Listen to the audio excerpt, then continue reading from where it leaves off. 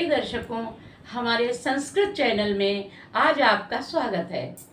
मैं आपको राम के रूप बताने जा रही हूँ।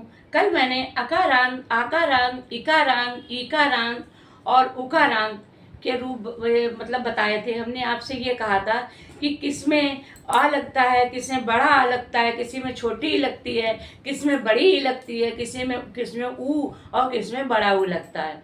तो अब इसमें रामा है तो इसमें राम में अकारांत है। ये राम जो है ये अकारांत का रूप है, यानी इसके अंत में आ आता है, छोटा।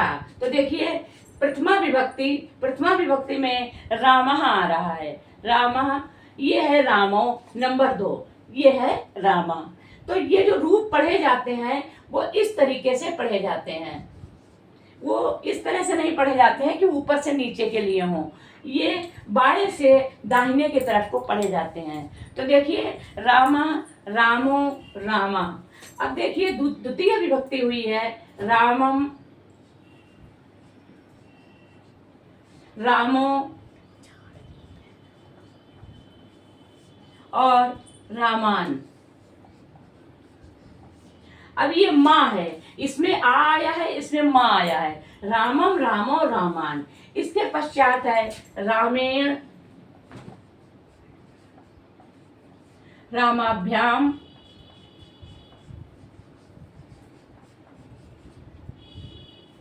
रामय। इसके पश्चात रामेण, रामाभ्याम, रामय। फिर है रामात, रामात। इस पंचमी विभक्ति में रामात आता है और चतुर्थी विभक्ति में या आता है। तो रामाय, रामाभ्याम। देखिए मैं बताऊंगी आपको कि किस तरह से आपको रूप याद करने हैं। मैं ये भी बताऊंगी कि कैसे याद करने हैं आपको। तो रामाभ्याम के बाद में रामेभ्या,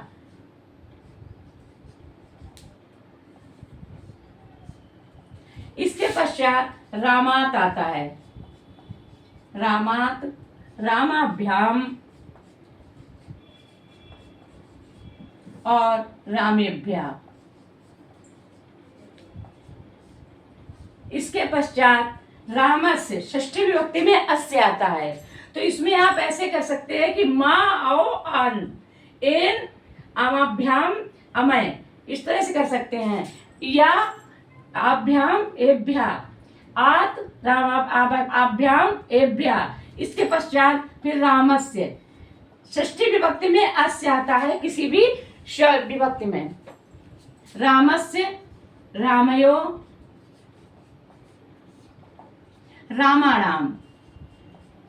कोई भी रूप होंगे जो अकारांत के होंगे वो इसी तरह से चलेंगे। उसके पश्चात रामे, रामयो, रामेषु। हे राम, हे राम। इसमें आपके ये संबोधन का चिन्ह लगेगा। हे राम, हे रामो,